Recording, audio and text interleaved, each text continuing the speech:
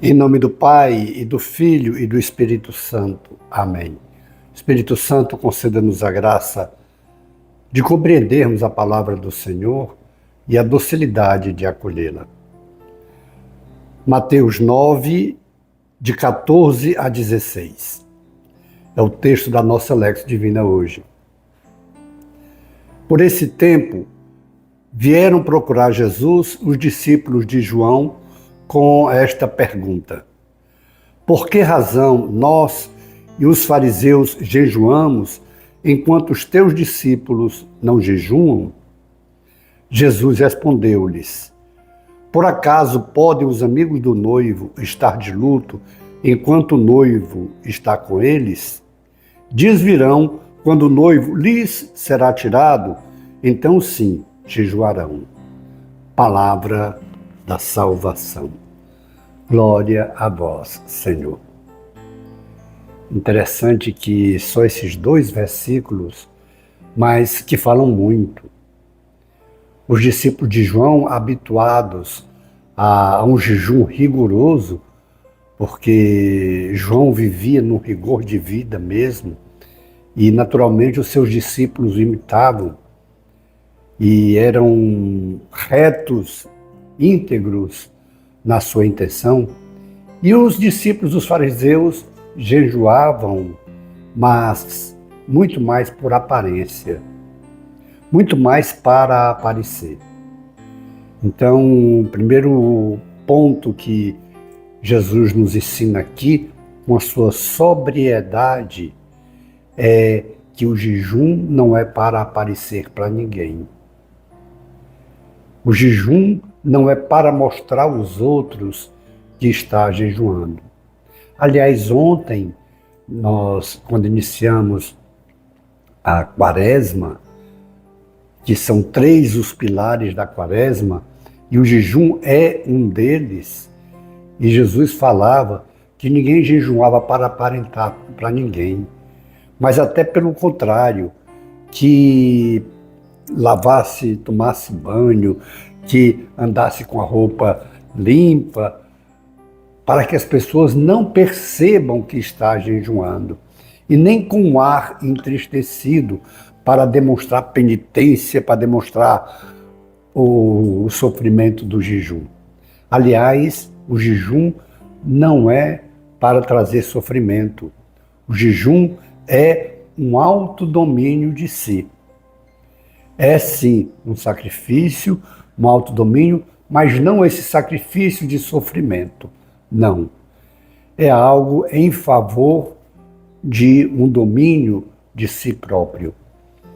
E o ponto mais importante do jejum que nós constatamos aqui, quando Jesus diz aos discípulos de João: enquanto o noivo estiver com eles, não há necessidade de jejum. Depois, quando o noivo lhes for tirado, aí sim, eles jejuarão. Então, o ponto mais importante do valor do jejum é que ele nos aproxima de Deus. O jejum, porque é um esforço de autodomínio, um sacrifício, sim, de autodomínio, para ter domínio sobre suas ações, consequentemente, sobre a tentação, nos aproxima de Deus.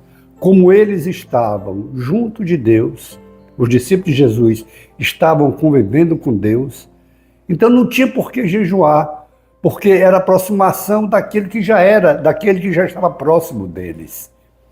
Então a lição primeira que se tira é essa, que o jejum nos aproxima de Deus. Depois o jejum nos dá um autodomínio, sim, e que todos são chamados a jejuar agora, porque o noivo lhes foi tirado. E aí nós pensamos em nós. O noivo lhes foi tirado porque Jesus, conforme ele predissera, foi preso, foi julgado iniquamente, condenado à morte, morto, mas ele ressuscitou.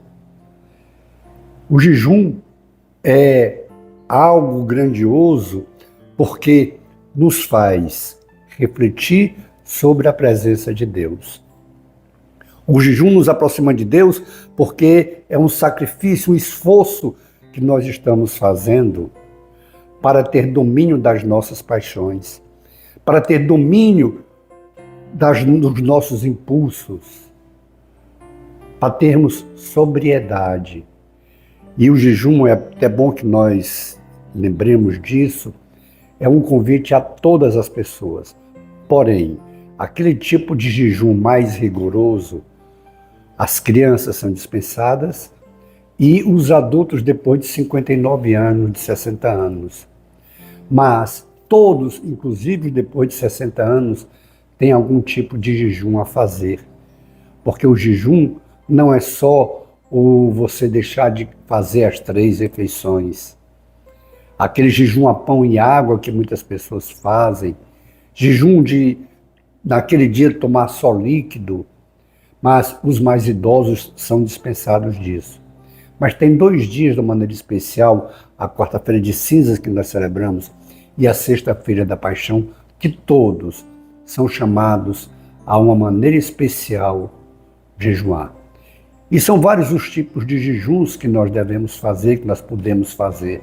Além do alimento, naqueles dias que você escolhe para jejuar, um alimento mais restrito, algumas pessoas nas sextas-feiras já fazem o jejum de carne, não comem carne vermelha. Mas nós devemos aprender a ter o domínio e aí jejuar de fofoca, jejuar de falar dos outros, jejuar de dizer nome feio, jejuar de pornografias, jejuar de alteração. Porque o jejum, ele nos leva a isso, a um autodomínio das nossas paixões. Então é importantíssimo que nós também procuremos jejuar.